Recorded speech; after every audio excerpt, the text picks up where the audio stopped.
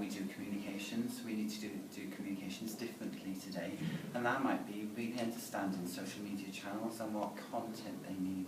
So today at an event like this, we're looking at how to create an infographic, how to present data much more simply, how to tell a story through a video, a simple interview, or just even how to take a photograph that captures an idea, a concept that can be shared widely.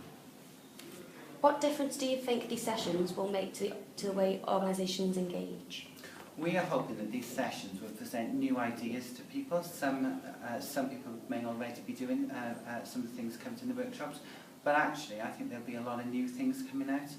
And so that we are really equipped as communication professionals to take on the challenges of the future, and in terms of working through social media, we hope these sessions will make a real big difference to that. And what do you think success today looks like?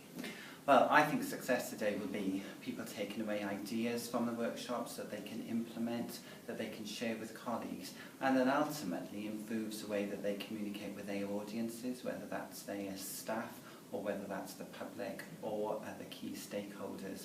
So we want people to be going away today with new ideas, new ways of doing things, so that they can improve their communications through social media.